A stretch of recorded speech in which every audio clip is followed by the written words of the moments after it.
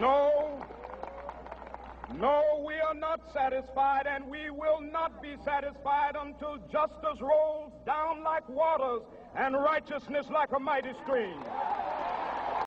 Just 100 years after Lincoln signed the Emancipation Proclamation that freed the slaves, 200,000 people converge on the nation's capital to rally for civil rights. They come by train, they come by bus and by air. They come from the north, the south, the east and west. They come united in one cause, to urge Congress to pass a civil rights bill to end forever the blight of racial inequity. This great throng with a cause gathers on the mall that stretches from the Washington Monument toward the Capitol. From the break of dawn, they filter into the city. Fight for you. We still live in the Don't hood. let this distract you. We're going to keep on marching. We're going to keep on voting. We're going to keep on walking. Let's go. What's up, y'all? It's Chas. Welcome and welcome back. First things first, I just want to let y'all know that I'm revamping my YouTube channel effective this video right here. I'm going for more of a podcast radio style instead of me just shooting the shit basically in that little filler area.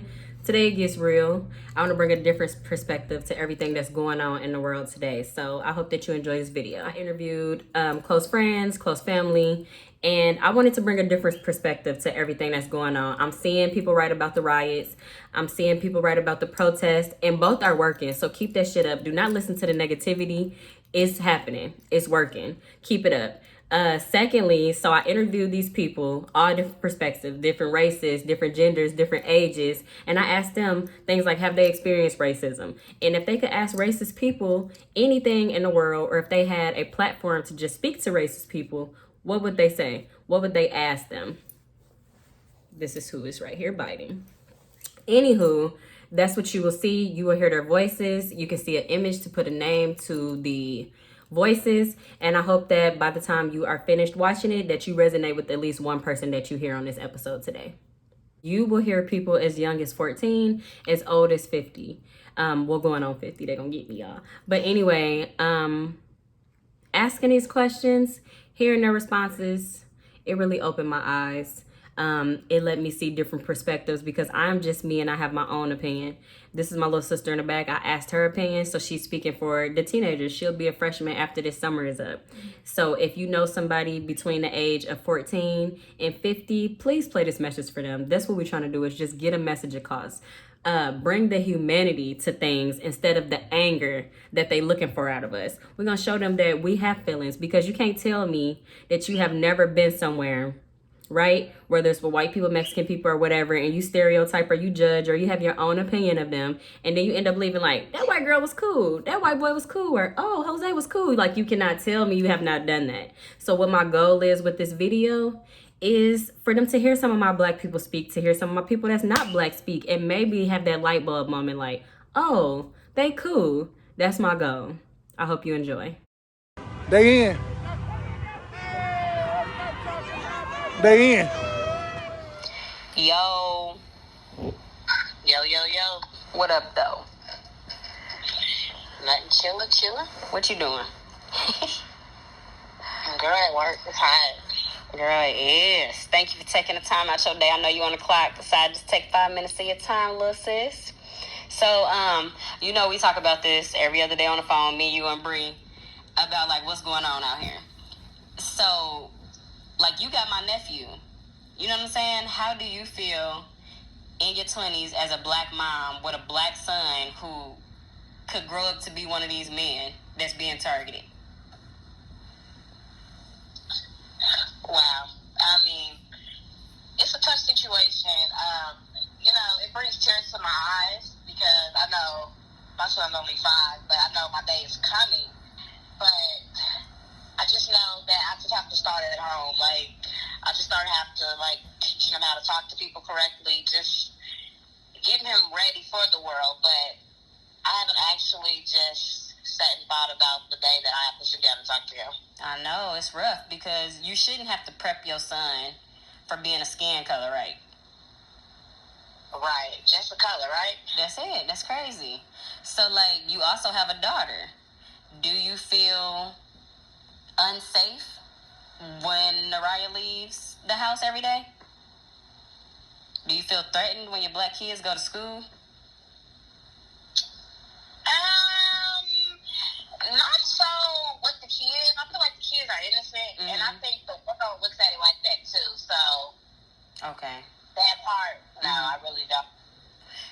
Are they hearing about what's going on out here? I think they're hearing more of the negative things that's happening out here versus what everybody's doing it for. So that's the part where I have to come in and tell them we're doing this because we've been treated like this for so many years and we're tired. Mm-hmm. Big facts. Big facts, sis. Big facts. And do they comprehend? Do they know what you mean? Are they confused? That's crazy to ask that because last night I had them watch a movie and they were like, "What are you putting this movie on? It's not Black History Month."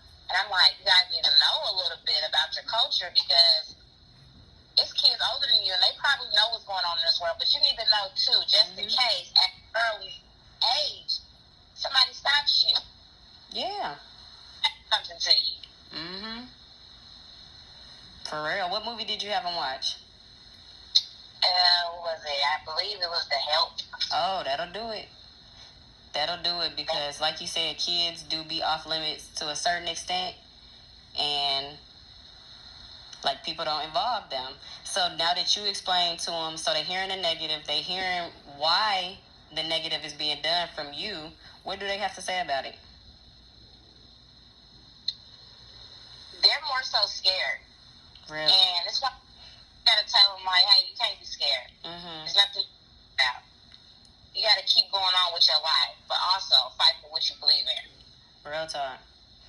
Real talk. Have you ever experienced racism? That's an everyday thing. I think in some type of ways, even if it's just a look, you know, or even if it's at the store, they don't even want to put the change in your hand. What? You know, it's an everyday thing. That's crazy. That's crazy. So just simply going to the store, they supposed to give you your change back. They drop it in your hand so they don't have to make contact with your skin. Right, or they'll lay it down. Wow, on the counter, make you scrape it up. Yep. That's crazy. That's crazy. Or they don't want to actually say hi. They're just grin at you. Have you ever been with somebody and they experienced something racist? You ever been a witness to some racism? Not physically. Like, I have never actually seen anyone. That's I so believe, good. like, that's private. You know what I'm saying? I don't think they really act up with a group of people. That's just something that they don't do. Right. I believe the one individual target, and it goes on and on and on. They start with one person, then they go to the next. I don't think it's a public thing, because if it was, you know, it'd be more people getting exposed every single day. That's true. You're right. These are church people, probably lawyers, doctors, the police officers, teachers. Yep, going home and at the crib talking to their family about it. You're right. So let me ask you this, and I'll let you go because I know you're at work.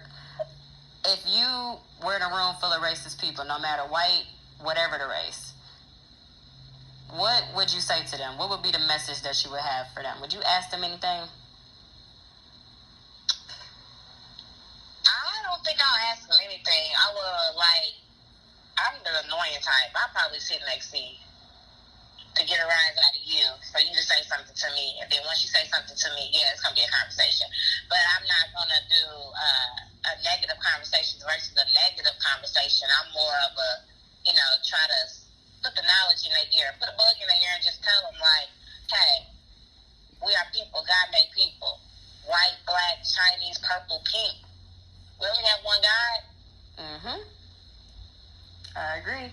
So if you had a platform, you were in a room full of racist people, you said you would educate them, and that's what's up. Yeah. I love you, girl.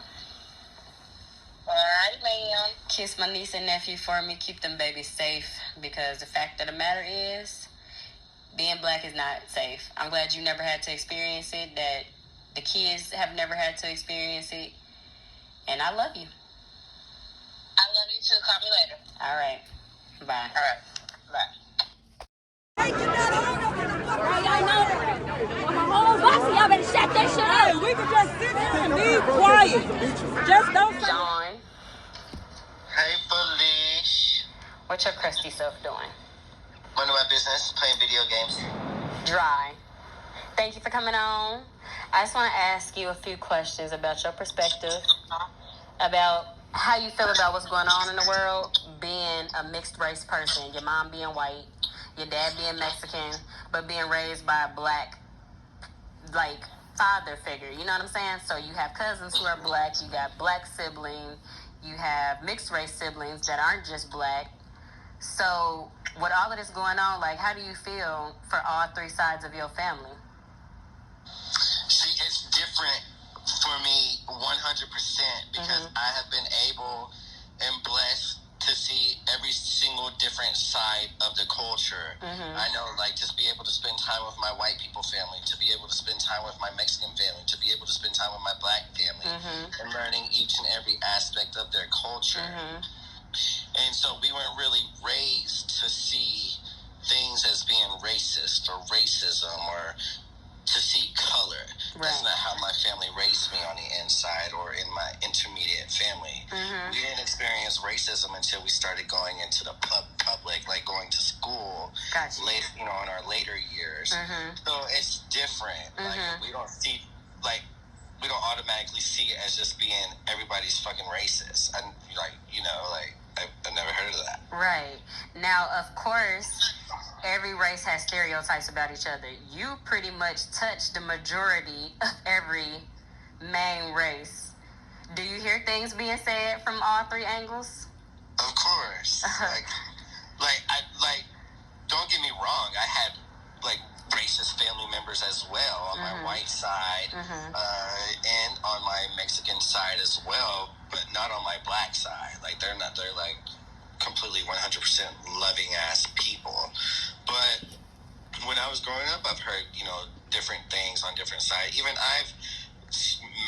Mexican people didn't like me and my siblings because we didn't speak Spanish. White people didn't like us because we weren't their skin color. So it was hard growing up being interracial. Yep. Do you feel like you've ever been treated away or singled out because of your skin? Of course, absolutely. What do you think people think of you? Because looking at you, people could think that you're all type of racist. What do you think? I get it a lot, but at this point, it doesn't affect me anymore. Like, you know, I just consider myself looking exotic, and, you know, because people, they don't know what I am. So, you know, I just take that as a, you know, benefit, a blessing. I don't know, like, figure it out.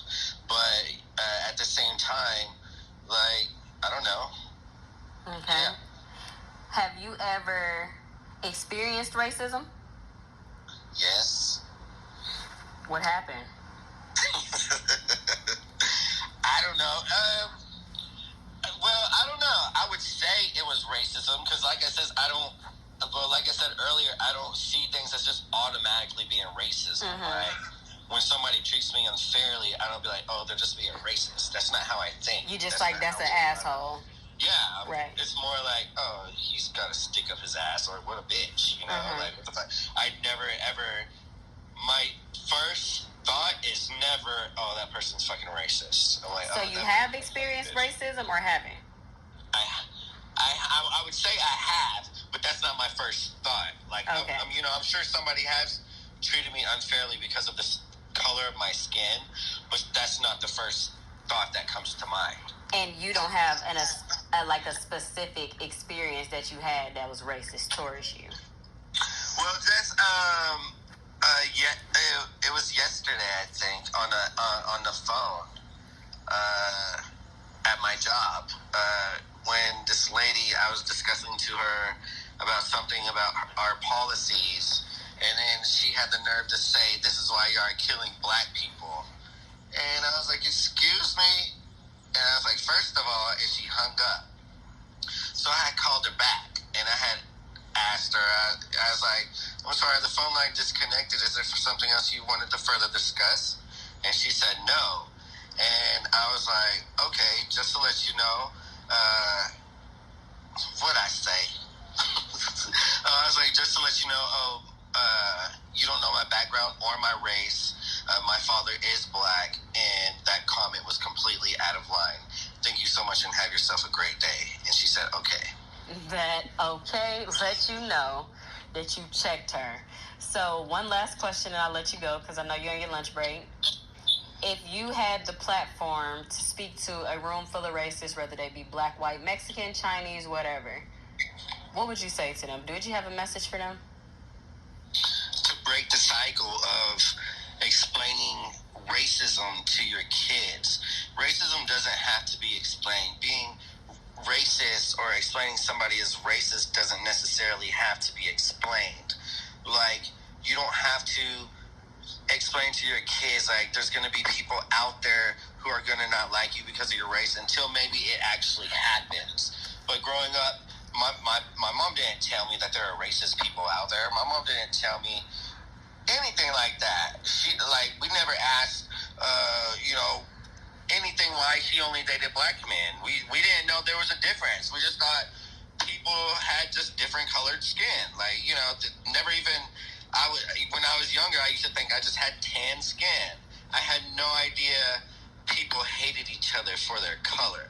That's not how my family was raised, and I think that's how other families need to do the same. Is you don't really need to necessarily discuss it until it happens, and then that's when y'all can have the talk.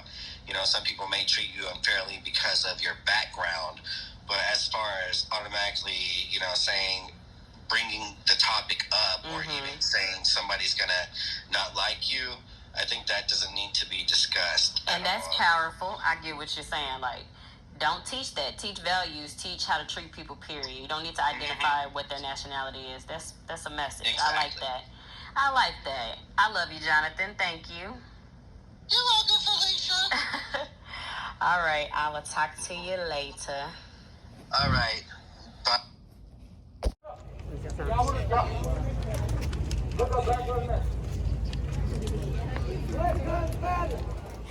Thank you for coming on Talking to Me, girlfriend.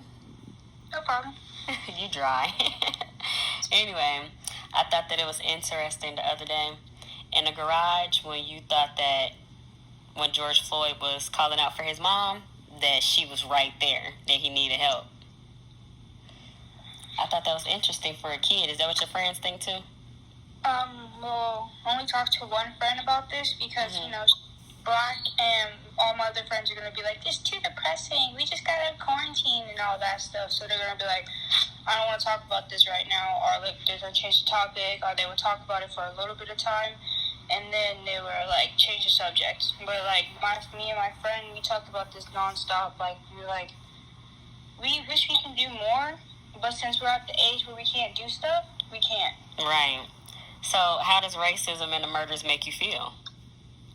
Well, racism makes me feel like, what's the point? Because, like, there's really no point in racism if you really think about it. In the murders, you have no rights. And it makes me mad that we're not getting the justice that we deserve because of the skin color we are. I agree. It does not make sense. So you and your friends talk about it. This is friends of all races, just your black friends, just your white friends, just your Asian friends. Well, just my black friend. We talk about this back and forth because she watched the news for me, and I give like all the like tiny information about it, and we're trying to like work out a way for us like to help out, but let's not do too much where we're like, oh, they're acting too like adults, like stuff like this. So earlier when you said the friends say that's depressing, we just got out of quarantine, are these white friends?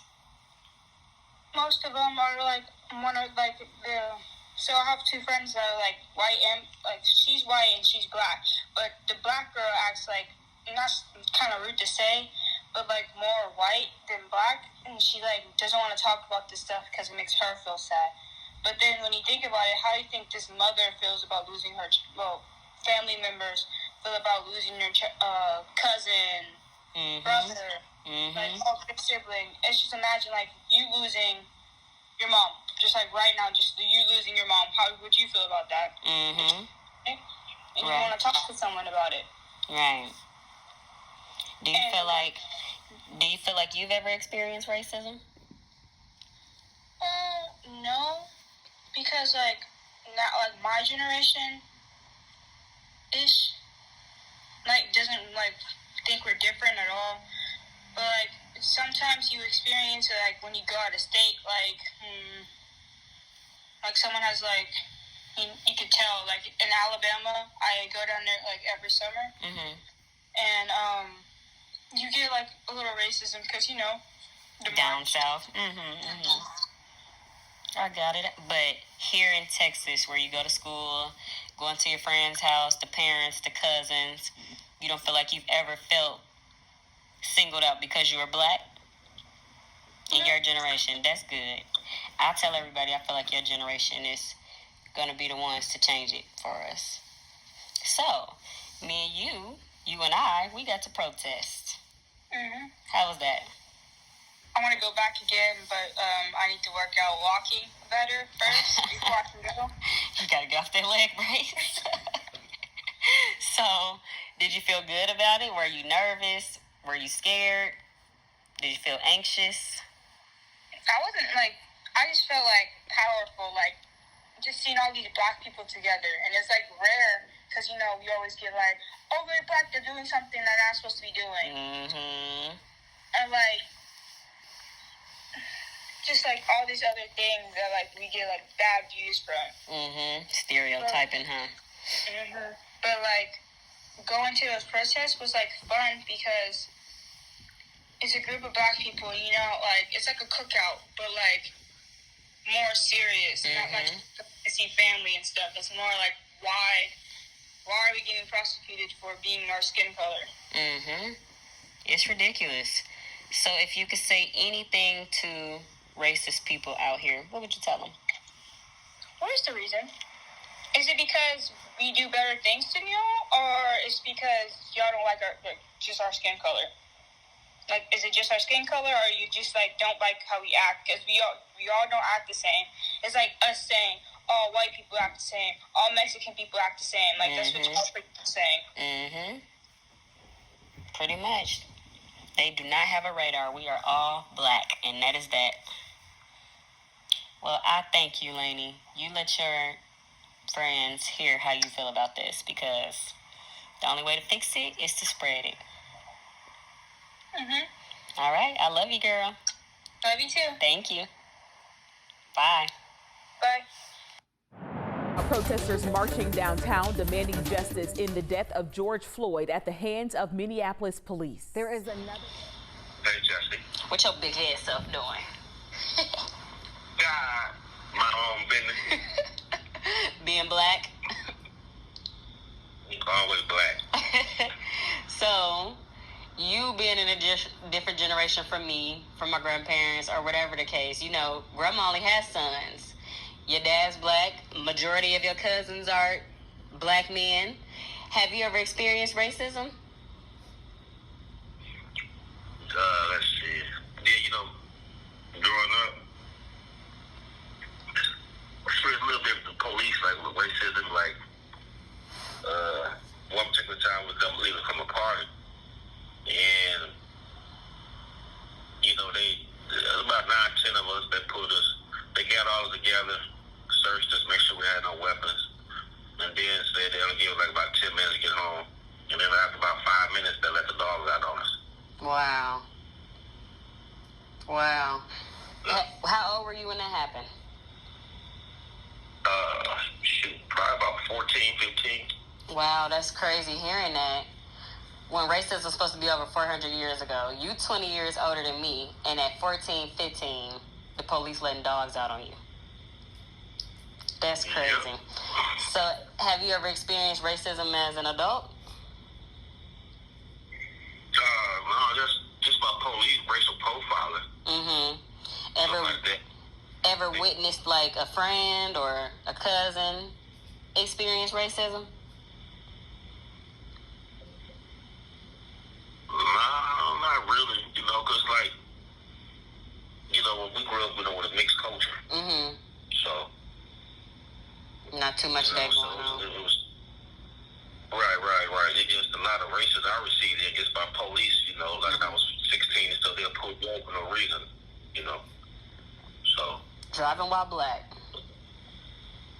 Yeah, they just pull you over. I mean, no reason. Like they get stuff behind you, they will literally pull you over.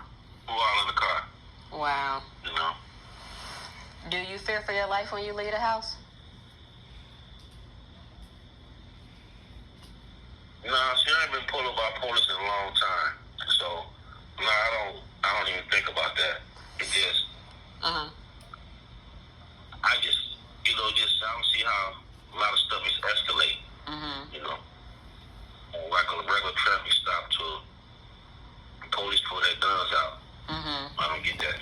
So that don't make you nervous knowing that it don't take much but to be black, let alone a black man, for something to happen to you. So you leave the house still good. Like, you're not fearing that a white neighbor will shoot you or a police seeing you walk down the street thinking you just came from robbing somebody and will shoot you. You don't fear that? Okay. That's good. No, I don't fear that. Remember, was Memphis and the police put us over? You remember that? And y'all was crying, no, Dad, don't take my dad in jail. It was just so many of them, that's why. I was like, whoa. Right. The reason why the police said they pulled me over because they said I left a drug-infested area. But all I did, remember, I just picked up Mr. Richard. I just picked him up from the house. And then they pulled us over, and then they wanted to search the car. And it was like, and I was like, man, well, you're not searching my car. I got my kids in the car. So you're not going to search the car. And then about 30, 40 minutes later, they came back and gave me a ticket. And the ticket was not having a seatbelt on. And I said, man, I asked you, can I take my seatbelt off? And I gave you my license. So how you going to give me a ticket when I have my seatbelt on? So petty. So, yeah, I forgot about that part. Yeah. So, I will let you go after this, Dad. I know you got business. If you were in a room with just racists specifically, police, racist people, period, what would you say to them? What message would you give to them? Would you ask them a question? What would you say? Why, man? What did I do to you? Why are you so mean? I don't understand. I'm with you. I don't know how you have that much hate for a person that wipes just the way you do. We just darker. I don't get it. Yeah, and then I understand why you raise your child or your children be racist. Exactly. Yep. So that was my question I would have asked. What did your parents probably weren't even racist? If they were, you don't remember. I don't know. I don't know. We really don't know. The main question is why. Yeah.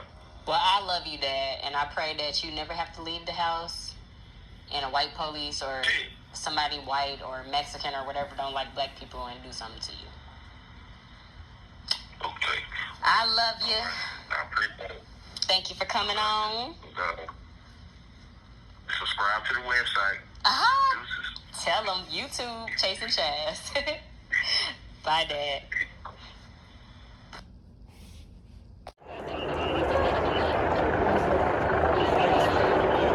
Get here, why?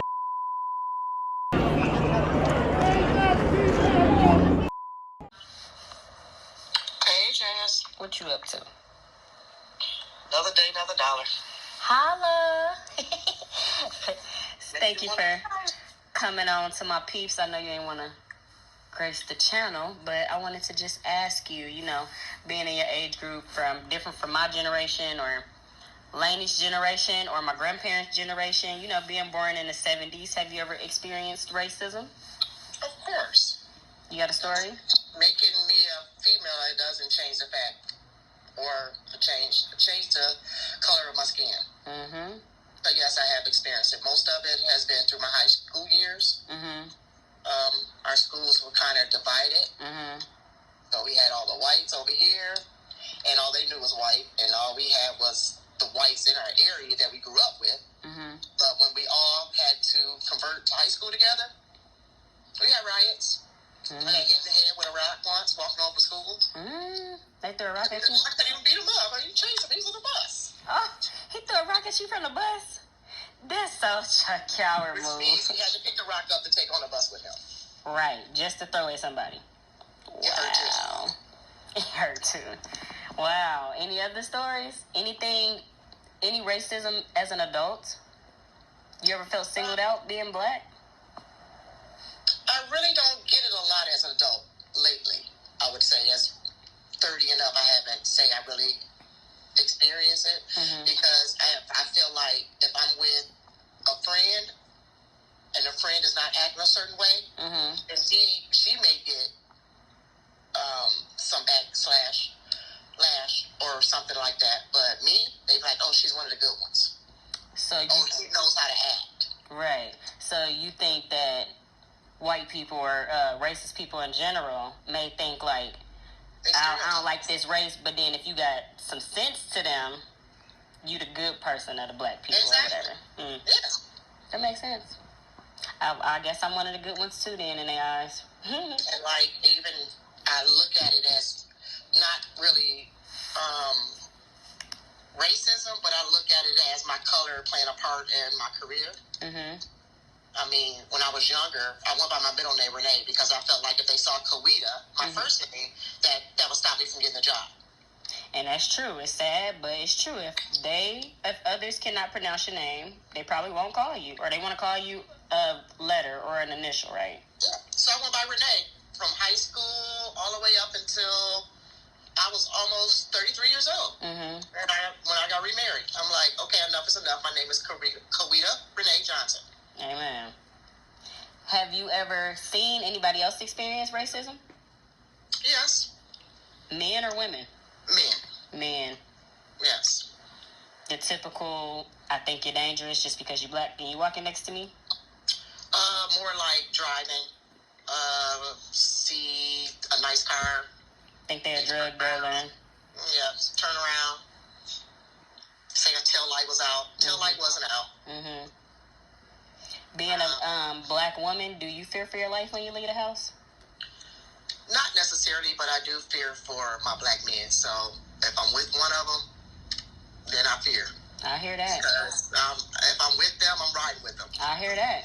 Literally and physically. I hear that. And you have brothers, you got uncles, you have cousins, nephews, these black men, you know? And all of them are the same, and I tell them the same thing all the time. I could be with my brother, I could be with a friend, any male, and they see a police, they look in their rearview mirror, and they was like, oh, they doing this. I'm like, why are you worried about that? We're not doing nothing wrong. But I'm not them. Not them. And they know what they go through on a day-to-day basis. This is true. So I stopped being like that, because I was the same way. Like, why are you acting like that? That'll get you pulled over. Suspicious behavior gets you pulled over. But if you're not doing nothing wrong, why are you acting like that? But now I know why, because you don't have to do nothing wrong. Exactly. Literally just breathe and that's it. So if you had a platform to speak to racist people only, what's a message you would give to them? I guess my question would be why.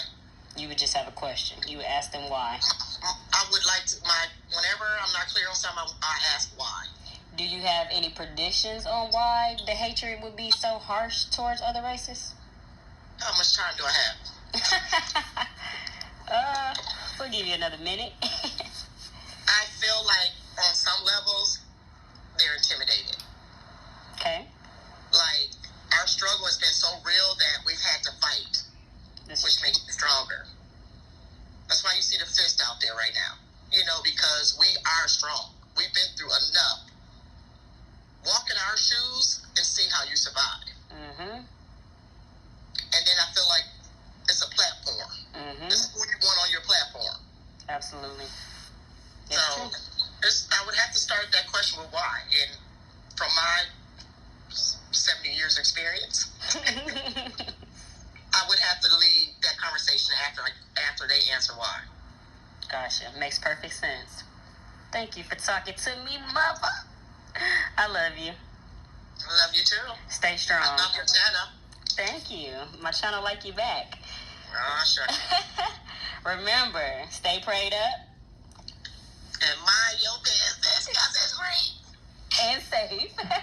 Bye, Ma. Love you. Get out of this mess. Revolution, nothing less. How do we get out of this mess? Hey, how you doing today?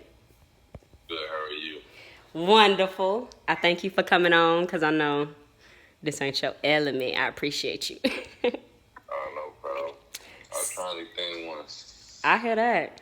So we've been talking about the injustices and everything going on, but my goal with this video is to put a different spin on it to show like more so of how we feeling during this time versus the rage and the anger, you know, that they expect from us.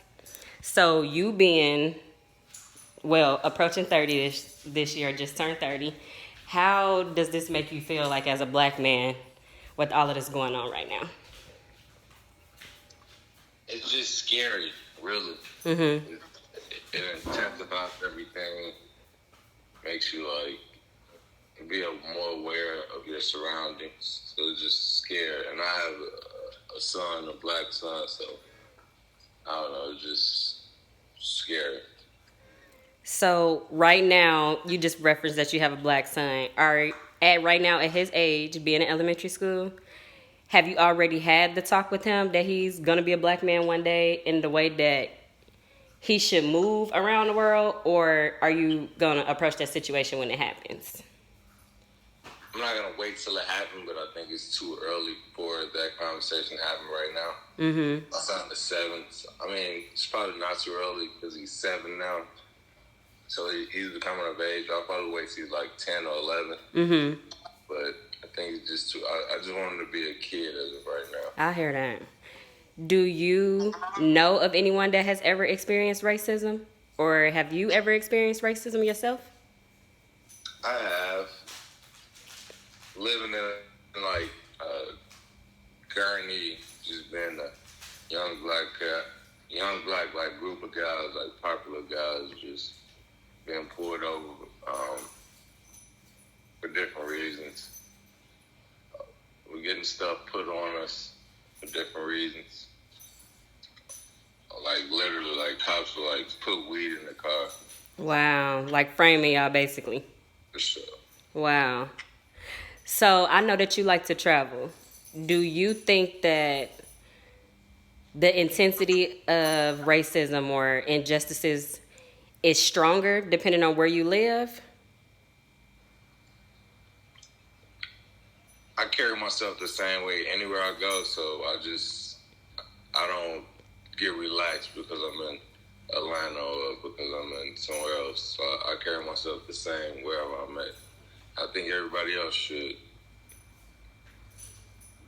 That's what's up. I like that. I like that because I travel too, and I notice like I carry myself the same way everywhere too. But if I go to certain states like Tennessee, for example, I'm always there. If I'm not like in Memphis or Nashville, where it's like predominantly black, like when I went to Chattanooga, they weren't racist, but you can see the looks of like this is something I'm not familiar with. Right. And that's still interesting to me with all the races and all the mixed races that we have out here these days. So my last question for you, and I'll let you go. If you had a platform to speak to racist people only, what would you say to them? What message would you give, or what questions would you ask?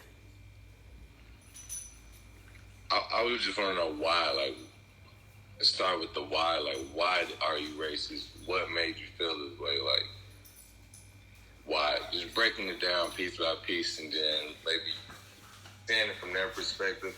Mm-hmm. And then, like, switching around, seeing if they can see it from our perspective. And seeing if we can, like, get some common ground. Mm-hmm. I like that. So, if you had to predict why you think it is, do you have an idea of a reason in your mind of why somebody could have this type of behavior? Behavior? Mm-hmm. Like, do you have your own theory as to why people act the way they do as far as racism and cops being unjust or people calling the police on us just because we barbecuing? Well, let me see. Well, I think people look at us because of how we were portrayed. Like how they exploit us is just looting. Like they're only showing black people, they're not showing white people. So that's my reason. We're looked at like that, and why when other races are so aggressive when it comes to us, like they turn up a little bit when it comes to us, Mm-hmm. because of the aggression they display toward us. Like, how they portray us in the media is wild or rowdy and loud, which a lot of people are. So, people just treat everybody the same, basically. How we act the same no matter where we go, they treat all black people the same. Exactly. And I had dreads a couple years ago. I actually cut them because everybody on the news had dreads. So I cut my hair. I was like, you know what? I'm tired of even being looked at like that. Yep. So. That's true. They turn on the news in Chicago, they see dreadheads, and you walking around with dreads. Even though you're a businessman, to them, you just look like the rest, right? Exactly. I get it. I do. I appreciate you for talking to me. No problem. I'll let you get back to your day. Okay, have a good one. Thank you. I hope you guys enjoyed this video. I hope that you stayed to the end. If you did, I appreciate you. If you loved this video, liked it, did not care for it, please give me a thumbs up or a thumbs down. If you haven't already, go ahead, subscribe. You can get a video of my radio podcast episode every single Thursday. I'm gonna come up with a standard time. As of right now, I have a full-time job, so it's just kind of all over the place, but I'm working on you all knowing that it's coming, for example, 5 o'clock every Thursday. So again, if you like this video, if you loved it, if you agree with something or disagree, please leave me comments, y'all. We need to make a change, okay? Enough is enough. We shouldn't be dealing with stuff that our grandparents was doing back in the day. Like, that's crazy. The video at the beginning of this said 100 years they were celebrating. Here we are 400 years later doing the same shit. We got to do better. If you hating somebody because of a color, close your fucking eyes and listen to the shit they say. Period. It's that simple.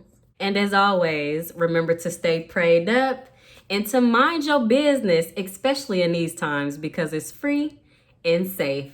Bye. We shall